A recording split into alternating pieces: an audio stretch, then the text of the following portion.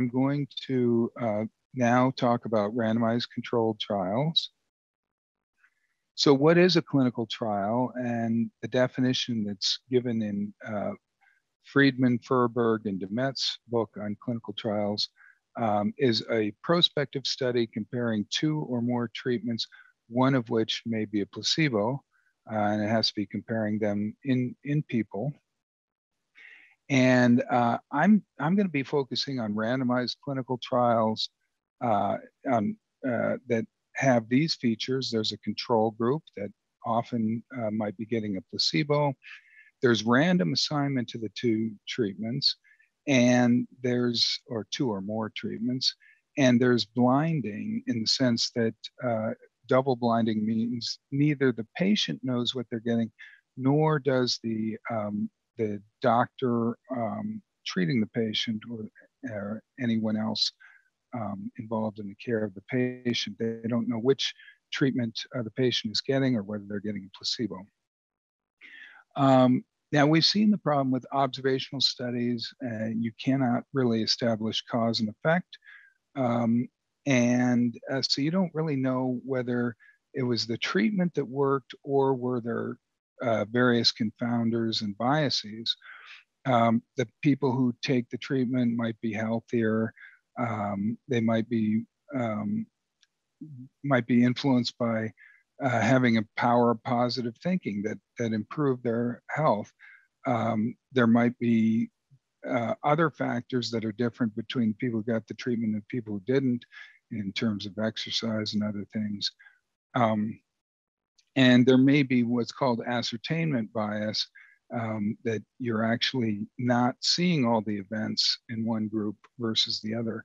So clinical trial comes to the rescue in this type of situation, because when you randomize someone to the treatment or the placebo, that is going to eliminate the selection bias. The people who received the treatment ought to be very comparable to the people who didn't, because they were randomly picked. And then you have blinding and rigorous event definitions in clinical trials. And so because of the blinding, you should have an equal percentage of people who have positive thinking across the different groups. There should be no difference in what other kind of therapies that they're receiving, because people don't know whether they're getting the active treatment or the placebo. So you wouldn't be able to introduce different background therapy at a different rate, even if you wanted to. And you have very carefully defined criteria for having an event, and the person who's ascertaining whether you've had the event doesn't know which group you're in. So we can eliminate that source of bias. And so with a clinical trial, we can establish a cause and effect relationship. We can say it's the treatment that caused this better outcome. Now, who should be blinded in a clinical trial? Single blind means that only the patients are blinded. The doctors know what they're getting, what the patient is getting. Double blind means that everyone's blinded. The patients and the staff are blinded. And this is the best. Whenever you can do double blind studies, that is the best. And certainly the group that is determining whether they had an event should not know which treatment they're on. We don't want any differential ascertainment by group.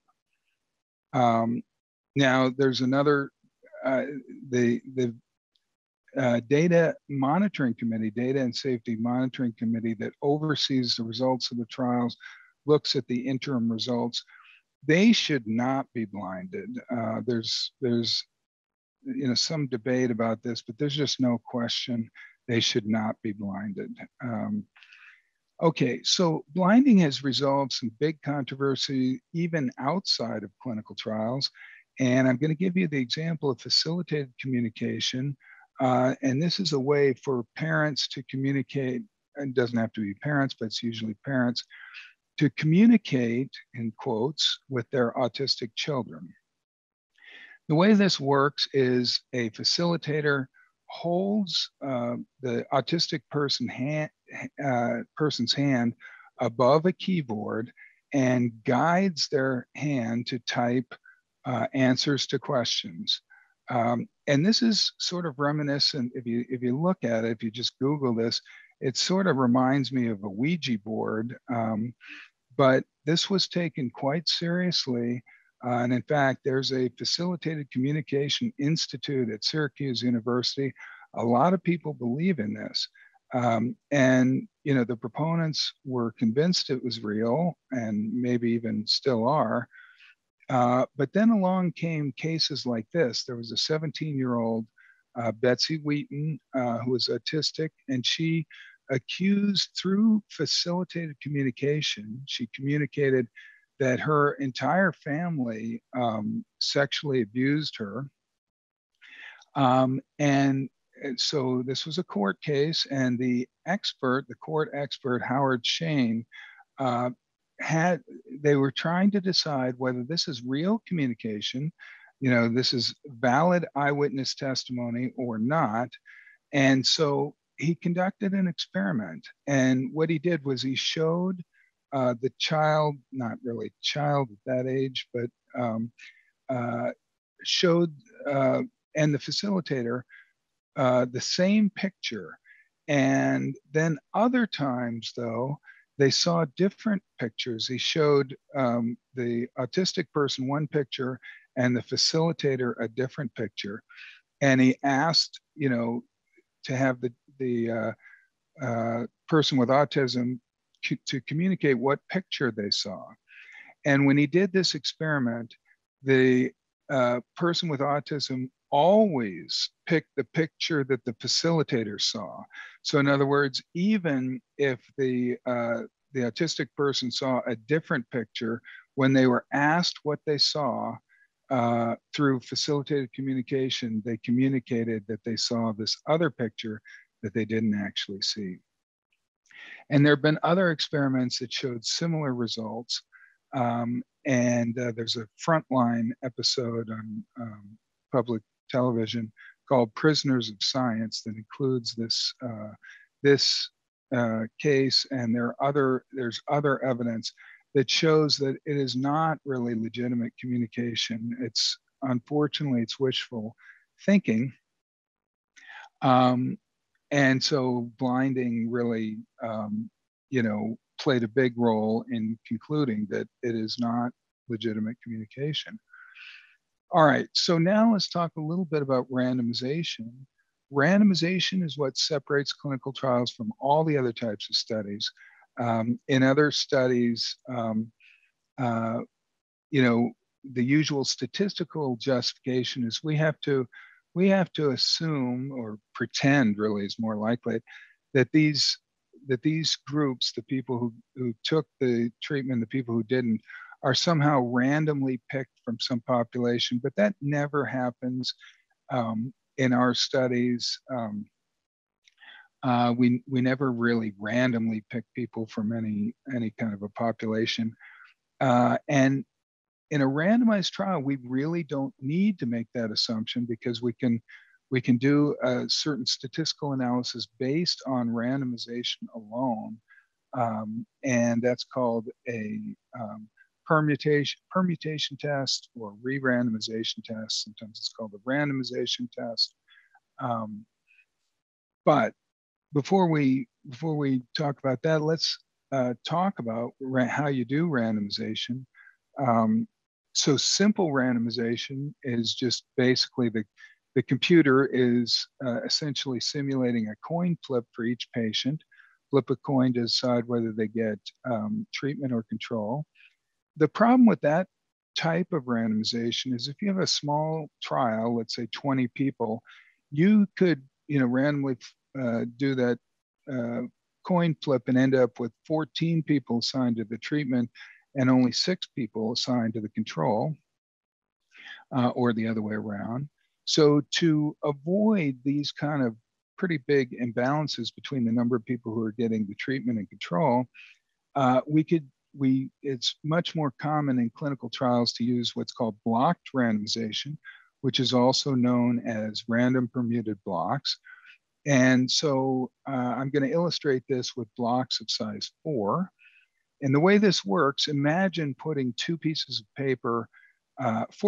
paper into a hat. 2 of them have T's on them, and 2 of them have C's on them. You're putting them into a hat, and then you're mixing them all up and then drawing one out for the next patient who comes along. And let's say the next patient, when you pull it out of the hat, it has the T on it. And now you keep that piece of paper out of the hat. So the next patient who comes along, you randomly pick from the remaining 3 pieces of paper. And you keep doing that for the next 4 patients until you run out of pieces of paper. And at that time, you put 4 new pieces of paper in the hat. You keep doing that. So what this is going to do is it's going to force balance in the number of people who are assigned to the treatment and control after every 4 patients. So after every 4 patients, there are going to be exactly 2 people assigned to the treatment and 2 people assigned to the control. These are supposed to be hats. Incidentally, they don't really look that much like hats, but pretend that they do. So in the first 4 patients, maybe the first patient got the treatment, the next one got the control, the next one got the treatment. Then, of course, we know what the last one is because we know that there are 2 T's and 2 C's. So the last patient is getting the control. And then for the next group of 4, maybe the first 2 got the control, the last 2 got the treatment, etc. So you have balance in the number of T's and C's after every 4 patients. But that doesn't ensure balance in the number of T's and C's within various subgroups. So for example, with let's suppose that there are 4 patients who have diabetes in your trial. It could be that all 4 of those patients got assigned to the treatment group, or all 4 of those patients were assigned to the control group. So for example, here are the patients in your trial, let's say, and you have, let's see, here we go. So this first patient has diabetes, the next one has no diabetes for the next one, diabetes for the 4th one, etc. And if you just do the random permuted blocks, you could get CTTC for the first 4 patients and TTCC for the next 4 patients. There's nothing to stop that from happening. And if that's the case, then all the people in the treatment group did not have diabetes, whereas all the people in the control group did have diabetes. And that would be very unfortunate. So you wouldn't know whether any differences were caused by the fact that one group got treatment and the other group got control, or one group had diabetes and the other one didn't. This is one of the reasons you'd never do clinical trials with such small sample sizes. But if you wanted to avoid this problem, if you did have a tiny sample size, and you wanted to avoid this problem, you could do what's called stratified randomization, which is using blocked randomization, but doing it separately for diabetics and non-diabetics. So you have a different hat for diabetics and non-diabetics. So for the diabetics, as each new diabetic comes along, you pick the piece of paper from the diabetics hat, and non-diabetics you pick from a different hat. And so you're guaranteed to have balance in the number of people assigned to the treatment and control after every 4 patients, after every 4 diabetics, and after every 4 non-diabetics. So that's a better way if you have a small number of factors that you really want to ensure balance for. You can do that.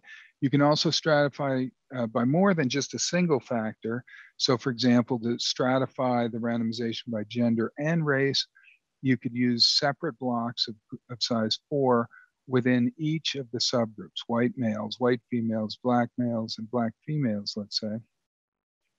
But there is a warning that if you stratify by too many factors, that can be counterproductive, because in that case, you might only end up with, say 1 person in some of these strata where you're stratifying by, sex, age group, et cetera, you might end up with only one person in a given combination of those factors. And if that's the case, then it's almost like you're just flipping a coin instead of doing something that balances the number of treatments and controls. So that can be counterproductive. There are other ways to allocate patients to treatments in a clinical trial. There's Efron's bias coin design. That's rarely used, so I'm not going to really talk about that. Then there's covariate adaptive randomization. And that's an interesting method where you look at people with different covariate values, different age, sex, et cetera. And then what you do is you say, okay, suppose I randomize that person to the treatment. Then what will I have in terms of treatment and control patients? Are they going to be similar with respect to these characteristics that I'm measuring? And then you say, okay, well, now let's suppose that I randomize that same participant to the control. Then what will the balance look like in terms of these other covariates? And so what you basically do is you randomize that person to the group that's going to create more balance, or you increase the probability of randomizing that person to the group that has more balance. And that's called covariate adaptive randomization. And it's been shown that that does produce better balance in situations. It's appealing in situations where you have a large number of factors you want to stratify by, or small sample sizes. It can be much better to do covariate adaptive randomization. Then there's a scary thing called response adaptive randomization, which I think you should avoid. This is where you change the probabilities of being randomized to the different groups in a way that where you look at the data and you see what the results are, and then you change the probabilities to make a higher probability that the next patient is going to be assigned to the treatment that's doing better so far. It sounds like a great idea, but I think it's very dangerous, and I'm going to give you a classic example of why that can go wrong. Although every time I give this example, some people go nuts and say, "Yes, but that's a really old example. We've learned a lot since then," which is true. All right, so. One thing that's very important in clinical trials is to preserve the randomized groups at all costs. And here's an extreme practice that we follow in clinical trials. It's called the intention to treat principle. And it says that you must count patients in the group to which they were randomized, even if they don't comply with the treatment. Now, why do we do that? So remember that only the randomized groups have this assurance of being comparable because of the randomization. The patients who don't comply with treatment often are very different than the people who do comply with treatment. And so if you don't use the intention to treat principle, you're really subverting the randomization. You're not comparing the randomized groups anymore. And here's a classic example. This is from the Coronary Drug Project. This is in cholesterol-lowering drugs. And it shows that, if, in this particular trial, randomizing people to different cholesterol-lowering drugs, here's what happens when you look at clofibrate or clofibrate. I've heard it pronounced both ways. So if you look in the group that was randomized to clofibrate, if you look at the people who took fewer than 80% of their pills, this is their mortality rate, their 5-year mortality rate. This is an old study, so mortality rates have gone down over time, but it's close to 25%. And if you look at the people who took at least 80% of their pills, it's only 15%. But if you look in the placebo group, you see the same thing. The people who took less than 80% of their medication had a mortality rate of 28%. The people who took at least 80% of their, quote, medication, it's not medication, it's just a placebo, they had a much lower mortality rate. And so what's really going on? It's not that, taking placebo is improving your mortality rate. It's the fact that the people who comply, the people who take at least 80% of their medications, are very different than the people who don't comply on a number of different factors, maybe health conscious behaviors, maybe health in general. The types of people who comply with medication are very different from those who don't. So it would be very misleading if we had just looked at the clofibrate group and said, wow, look, treatment works. That's very misleading. What you want to do is compare the randomized groups, the people who are randomized to clofibrate versus the people who are randomized to placebo. And so when they compared compliers with non-compliers, they found that there was a mortality difference between compliers and non-compliers, even after they tried to adjust for 40 different baseline covariates. They still saw differences between the compliers and non-compliers. So it's very problematic to try and look at treatment effects within compliers and non-compliers. Now, the intention to treat principle answers an important question, which is what will happen if I try to give treatment to a patient, recognizing that they might not take the treatment? And that's where it gets the name intention to treat. I have the intention to treat the patient. Patient doesn't necessarily take the treatment. It's arguably the best guess of what's going to happen in the real world when you try and give this treatment. If people don't comply in your clinical trial, then probably in the real world, when you try and give this treatment, they won't comply as well. So what you see in your trial is probably a realistic estimate of the benefit of treatment if some people can't take it. I wanted to just very briefly talk about the phases of clinical trials. People often talk about phase 1, phase 2, phase 3, phase 4. Phase 1 is often a small safety study. It may or may not be randomized. These days, people are trying to do randomized studies even in phase 1. Then there's phase 2, which is intended to show some level of efficacy. And you might use as outcome something that's a little different than what you're ultimately interested in. So if it's a blood pressure medication, you might say, okay, I want my preliminary outcome, I want to make sure it lowers blood pressure. But the ultimate goal in a larger clinical trial, like a phase 3, which is a large definitive type of trial, the ultimate goal is to show that it reduces strokes, say, or some clinical outcome. But first, you want to just establish that it shows some level of efficacy on this this surrogate outcome. And then phase 4 is sort of a long-term safety follow-up. So in the earlier phase studies, we want to show that the treatment works, but we really want to show that it works under ideal conditions. And this is called efficacy as opposed to effectiveness. Most people, they hear efficacy and effectiveness and they say, well, that's the same thing. But those of us who are in clinical trials say, no, it's quite different, actually. In an efficacy study, you want to show whether it works under ideal conditions.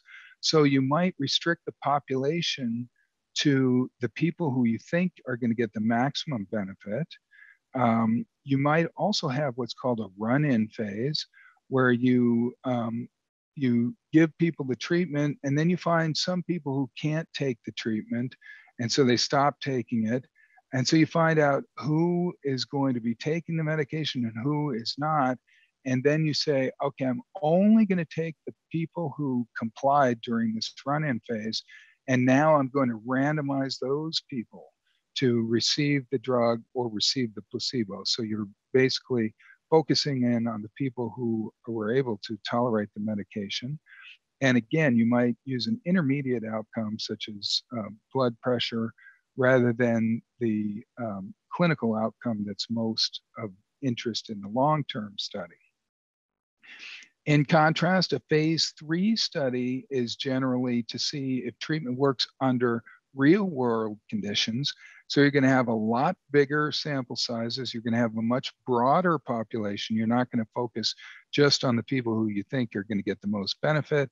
And then you're going to look at a hard outcome like death or heart attacks rather than this intermediate outcome. Now, what about different designs of clinical trials? The standard thing that we often do is do a parallel arm trial, which means that each patient is randomized to one of the treatment groups. And this is the cleanest possible design. There are other types of designs too, though. There are some trials where each patient is going to get both treatments at one time or another. And what you do is you randomize the order of the treatment. Some patients are going to get treatment 1 first, and then they're going to have a washout period of a week or so, or maybe longer. And then they're going to get treatment 2, or maybe placebo. Other people are going to get the opposite order. They're going to get the placebo first, then they're going to have a washout period, then they're going to get the active treatment. So this is more efficient than a parallel arm trial because each person in that case is basically acting as his or her own control. That is going to be more efficient than a parallel arm trial. You can get away with much smaller sample sizes, but you have to worry about certain things. First of all, if you have a trial that is in a serious disease where a lot of people could die, then some people will die in the first period and you will not have a chance to cross them over to the other treatments. So that's a bit of an issue. And you also have to worry about bias from so-called carryover effects, which a carryover effect is, what that means is you give a treatment and then you do a washout period. But even though you may have had a washout period, the effect of that treatment continues to carry over into the next period where they're receiving a placebo, say. And if you have that kind of situation, you will get biases. You won't get an unbiased estimate of the effect of that treatment. Now, lately we've been seeing a lot of multi-arm trials, and a lot of them have compared several treatments to a common control, maybe a placebo. And we're seeing this in so-called platform trials in COVID-19. Platform trials means that you are comparing several treatments to the same control in a given disease area. So, for example, COVID-19 coronavirus. And you're having new treatments entering and exit as they become available and as they show efficacy. And so you want to evaluate several different treatments and find one that works relatively quickly. And in these types of trials, sometimes the control arm is made larger than each of the other arms by a certain factor. But not necessarily. And clinical trialists in the old days used to feel that if they're comparing multiple arms to the same control group, they need to adjust for multiple comparisons. They need to take into account the fact that if you test several things, your error rate is going to be higher. The probability of at least one error among the multiple comparisons that you make is going to be higher than if you were only comparing a single treatment to control. That used to bother people quite a bit. These days, that bothers people much less. One of the stronger arguments, I think, about not making any kind of an adjustment for multiple comparisons, and an adjustment basically is going to punish you for having multiple comparisons, which means you need to show stronger evidence to prove that this wasn't just a chance finding based on the multiple comparisons. It's sort of like, a dart thrower. eventually they're going to hit the bullseye. Even if they're a bad dart thrower, they're going to hit the bullseye. That's the same reasoning going on here with these multiple comparisons. Um, you know, even a treatment that doesn't have any effect might be declared significant if you have enough comparisons. And so, but one of the arguments against forcing some sort of an adjustment for multiple comparison is what sponsor, what manufacturer would agree to participate in a clinical trial of treatments for COVID-19, for example, if they knew they had to pay this penalty. After all, they could do their own randomized clinical trial with only their drug versus a placebo, and they wouldn't have to pay this penalty. So these days, a lot of clinical trials comparing multiple arms to a control are not adjusting for multiple comparisons, and in the old days they would. There are also factorial trials. This is really like combining two or more trials in one. So an example of this type of trial, a factorial trial, is the Women's Angiographic Vitamin and Estrogen Trial. And this compared hormone replacement therapy and antioxidants, looked at the effect of both of those in postmenopausal women who had heart disease. And so in this type of trial, the factorial trial, the women are being randomized to one of four cells. Either they get placebos for both the antioxidant and the hormone replacement therapy, or they get a placebo for the antioxidant and they get the active hormone replacement therapy, or the other way around, placebo for the hormone replacement therapy and antioxidant active, or they get both. They get both the active antioxidant and the active hormone replacement therapy. This trial originally started out in the planning phases as two separate trials. They decided to put them together for efficiency reasons. So in a factorial trial, you analyze each component separately. You basically treat it as two different trials. And in factorial trials, many people do not feel like they need to adjust for multiple comparisons. And as I mentioned, these days, people are feeling that way even about the comparisons with a single control. But there is some rationale for feeling differently in these two situations about whether you actually need to adjust for multiple comparisons. When you have comparisons with the same control group, if that control group is in some sense bad, and what I mean by that is somehow that's not a representative control group, you got a bad representation bad randomization such that the control people were sicker than the other people, that bad control group is going to affect all the comparisons.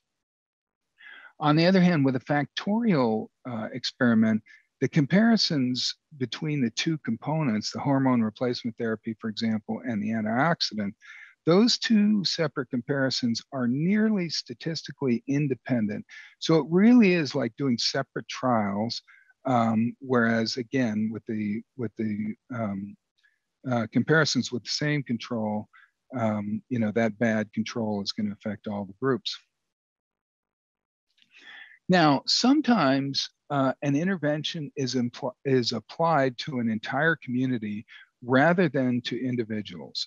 So an example would be if you replace snack machines with healthy snack machines at workplaces. And so, you replace all the machines with things that produce healthier snacks. And let's say you wanted to look at the weight change of workers. The intervention is being applied to the entire workplace by replacing these machines. You're not randomizing individuals to get the healthy machines or not. Another example is there's a public awareness campaign to call 911 if you're experiencing chest pain. And we were looking at the time from symptom onset to arrival at the emergency room in this rapid early action for coronary treatment trial, REACT trial. So entire communities were subjected. Some of the communities would get these, these ads on TV and radio telling you if you're having chest pain, call 911. And the other communities did not receive these messages. And so again, the entire community is receiving the treatment. It's not that individuals are being randomized to receive the treatment or not. It's the entire community. And that's called a cluster randomized trial. And so you compute some summary measure for the entire cluster. Um, and so it's basically like a randomized clinical trial. It's just that the cluster is being randomized instead of the individual patient. And so when you have a trial like that, it's the number of clusters, not the number of people, that's the primary driver in how convincing the trial is. And you can see that it's really the number of clusters rather than the number of people in this small example. So suppose you only had two clusters, the United States and Russia, and you randomized, and so Russia received one intervention and the United States received another intervention, or no intervention. Would you be convinced in the results of that study? On the one hand, you say, geez, there's hundreds of millions of people in each group. That should be very convincing. But of course, any difference you see between Russia and the United States might be caused by the treatment, or it might be caused by the fact that there are other big differences between Russia and the United States. So that would not be a convincing trial. This really shows that it's the number of clusters that's most important. Now, whenever you can avoid cluster randomized trials, you should avoid cluster randomized trials. They are inefficient. You should use only when they're absolutely necessary, because they're very inefficient. You need a large number of clusters, and usually it's very expensive to get a large number of clusters. Then there's another type of design called a non-inferiority design that sometimes comes into play. The goal of a non-inferiority trial is not to show that the new treatment is better than placebo or better than some other treatment. It's really to show that the new treatment is almost as good as the standard treatment. So the standard treatment may be onerous to give. It may be an invasive procedure. Maybe you have to give 8 shots a day to people. And so it's hard to take. And so if you could show that you have this new treatment that's a lot easier to take, maybe it's just a single pill that you take every day, it doesn't need to be shown to be better than the old treatment. It just needs to be shown to be almost as good. If it's almost as good, then we might very well prefer that treatment because of how easy it is to take. Or another situation where you might do a non-inferiority trial is in the area of antibiotics. It's always good to have a number of different antibiotic options because some people may be allergic to one or more, and they may not be able to take certain antibiotics. So if you can show that you have a new antibiotic that is almost as good as the standard one, that might be worthwhile because for people who can't take this standard one, they can take this new one. So the goal is to show that it's almost as good. And so you have to specify what that means. What is almost as good?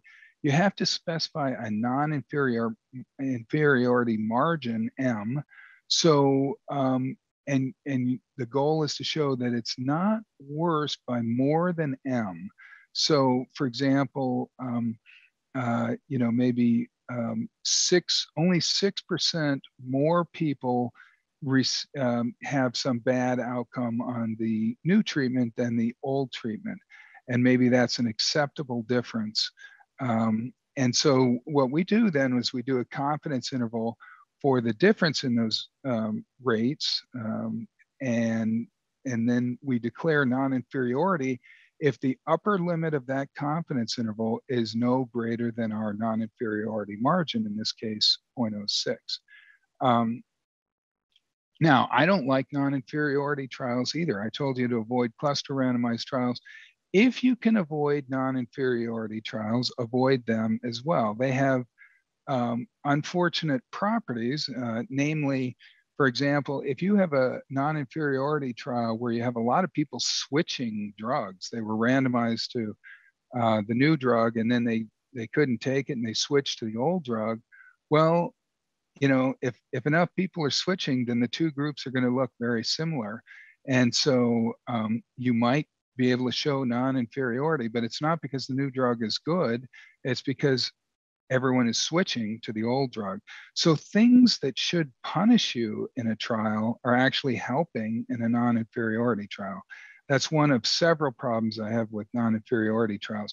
Sometimes they're unavoidable, though. In some situations, they're the only thing that is ethical that you can do. But that's why I say avoid them if it's possible. If it's not possible, then you can't avoid them. Now, I want to talk about an interesting thing that happens in clinical trials when you're monitoring the results of clinical trials. There's a continual conflict between what's called individual ethics and collective ethics.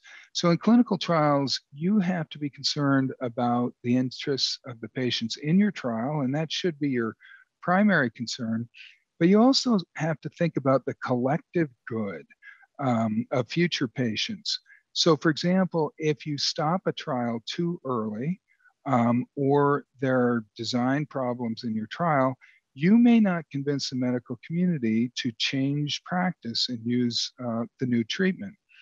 And so future patients are going to suffer possibly from the fact that you didn't convince the medical community.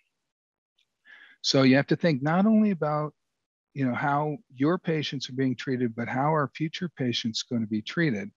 And I wanted to bring up this classic example because it illustrates so many things, one of which is the potential problems of response adaptive randomization. This is called the ECMO trial. It's the extracorporeal membrane oxygenation trial in infants. This trial was reported in 1985. These are babies who had primary pulmonary hypertension, PPH. The standard therapy that they gave for these babies was to put them on a ventilator, but it was estimated that the mortality rate for the standard therapy was about 80%. And so there was this new treatment called extracorporeal membrane oxygenation, basically an outside the body heart and lung machine that came along, and they wanted to compare that with the standard treatment. So, here's a schematic of a baby, and the ECMO procedure. It basically diverts blood away from the heart and goes outside the body, and then there's this pump that takes the place of the heart. This is what pumps the blood. And then there's a membrane oxygenator that takes the place of the lungs. So basically what this does is it gives the baby's heart and lungs a rest, and that rest could heal their lung disease, their disease in their lung. And so what they used in this particular trial is response adaptive randomization. And think of it like this. You have a box, and there are two balls in the box. There's an ECMO ball and there's a standard therapy ball, E and S. So what happens, the first baby comes along, you randomly reach into the box, you pull out one of the two balls, and let's suppose that first baby, you pulled out the ECMO ball, and so that first baby gets the ECMO treatment, and let's suppose that baby dies. Then what you do is you say, okay, we had a death on ECMO. Let's change the randomization probability to increase the probability of being assigned to the standard therapy instead of the ECMO. Or if that first baby got the standard therapy and survived, likewise, you'd want to increase the probability of assigning the baby to the standard therapy. So you add another standard therapy ball into the box. So now the next baby has a 2/3 probability of getting the standard therapy. Likewise, if that first baby got ECMO and survives, or got the standard therapy and died, then you'd want to increase the probability that the next baby gets the ECMO therapy. So they continued to do this, like let's, for the next patient, let's say you're over here in this box, the next patient survives on ECMO, then again, you add another ECMO ball. So now it's 3-1 in favor of ECMO. And so what happened in that trial? Well, they stopped the randomized portion of this trial after 12 babies. Uh, Only one of those 12 babies was assigned to the standard treatment, and that baby died. 11 of the babies were assigned to the new ECMO treatment, and all of these babies survived. Now, is that convincing evidence? Well, there's a huge debate about this. There's some interesting papers talking about ECMO, but it turns out that the one baby who was assigned to the standard treatment, if you look at that baby's disease at baseline, that baby was definitely the sickest one. And so it's possible that that baby wouldn't have been saved with any treatment. And this is one of the big problems of having these small clinical trials where you really can't tell, is it the treatment or is it something else? So the results of this trial did not convince the medical community. And so, the reason that they did it this way was they thought, this is in babies. We want to be as ethical as possible. We really don't want babies to die. So they had noble intentions, but as a result, it did not convince the medical community. And so other clinical trials had to be done before it did convince the medical community. And so, that's why I say you have to think not just about the babies in this trial, but are you going to convince people? Are you going to change medical practice? If not, then it may be that more people are going to die because you have to do additional clinical trials. So that was very controversial, and I use this as an example of why I do not like response adaptive randomization. This is response adaptive randomization, and it's not good because one of the problems is it could lead to big imbalances like this. Now, of course, these days, the response adaptive randomization is much smarter than the way they did it in this ECMO trial. So these days, you do not get crazy imbalances like this. But I still don't like it for a number of other reasons. But anyway, so I wanted to talk about monitoring of clinical trials because that's very interesting. And that's sort of my specialty is monitoring of clinical trials. So many trials have a data and safety monitoring board. And this is a board of experts that are not affiliated with the trial. So usually it consists of doctors and statisticians and ethicists. It's usually, size maybe 3 to 9 people are on a data and safety monitoring board.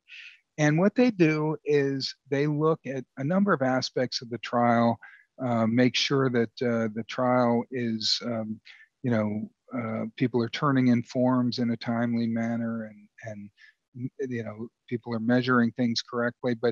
But one of the big responsibilities is to look at interim data and decide whether the trial should be stopped or be changed in some way or continue as is. So they might stop it if one arm is doing much better than the other, or there's some safety issues, or they might stop in just a subgroup and continue with the other groups. And so this data and safety monitoring board wrestles with this idea of individual versus collective ethics. And a classic example is this cardiac arrhythmia suppression trial. This was the first trial that I actually got to witness when I got to the National Heart, Lung, and Blood Institute. That's where I was at first. And so this trial, they were trying to determine whether suppression of cardiac arrhythmias in patients who had had a previous heart attack and had these arrhythmias would reduce the sudden death and cardiac arrest. There were plenty of observational studies that showed that if you had these arrhythmias, you were at increased risk of sudden death and cardiac arrest. So a lot of people said, why do you need to do a randomized trial? It's obvious. These arrhythmias increase your risk of sudden death. So why wouldn't you use these antiarrhythmic medications that reduce the number of arrhythmias? Well, here's how they designed this trial. Patients came along and they were given medication to see if you could suppress arrhythmias, which you could determine on a monitor, a Holter monitor. You could look at whether people were having arrhythmias or not. So they would give a drug and see if they could suppress at least 80% of their arrhythmias. If they didn't do it with drug A, they would move on to drug B. They continued trying these drugs and until they ran out. And if they could find no drug that suppressed the arrhythmias, then they were not randomized into the study. Only if you could find a drug that suppressed at least 80% of your arrhythmias, then you were randomized to either get that drug that suppressed the arrhythmias or a matching placebo. So that was intended to answer the suppression hypothesis. Is it a good idea to try and suppress these arrhythmias? And so, as I mentioned, people who didn't get suppressed, didn't get their arrhythmias suppressed, were not randomized. Now, the downside of that is some patients died in that phase where we were trying to test different drugs. Some patients died. And so, the question is, were too many of them dying in that drug titration phase? Most people, or a lot of people, felt like CAST was unethical because, how could you withhold antiarrhythmic drugs when you see that these drugs are suppressing arrhythmias in these patients? Well, that's the whole point of this trial, was to see whether suppressing the arrhythmias was a good idea. So the Data and Safety Monitoring Board chose to be blinded. In other words, when they saw results, they just saw results by arm X and arm Y. And so on September 16th, 1988, they saw that there were 3 sudden deaths and cardiac arrests in one arm, arm X, and 19 in the other arm. And so, the problem when you're blinded to the outcome, many people say, well, that's the most objective way to look at the evidence. No, it's the least objective way to look at the evidence, because when you do this, when you do the blinded look, then your preconceived notions come in full play, right? Because you look at these results and you say, oh, of course, this 19 is the group that got the placebo and 3 is the group that got the drugs.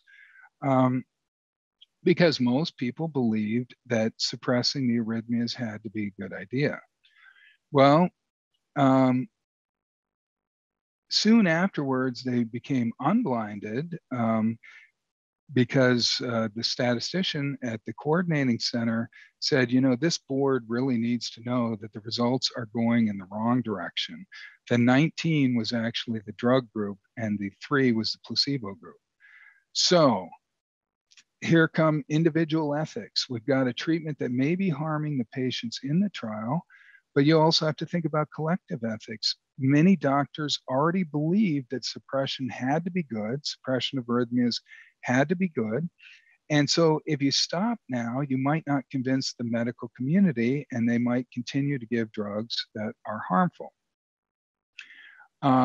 Some people argued that it wasn't that too many people in the treatment group were dying, but that not enough patients in the placebo group were dying. And this often happens in clinical trials. You think that the event rate is going to be, 10%, and it turns out only to be 5%. That happens very often, that we see lower event rates than we thought, because people who volunteer for clinical trials tend to do better. Now, the question is, though, would you randomize your relative if you saw results like what you saw? Well, this Al Hallstrom, was now retired, had sort of a sneaky suggestion. He said, hey, maybe what we could do, this is, just throwing out ideas, maybe we could secretly switch everyone to the placebo and see if these event rates come together again. But of course, you can't do that in clinical trials. You can't secretly do anything. So that was not done.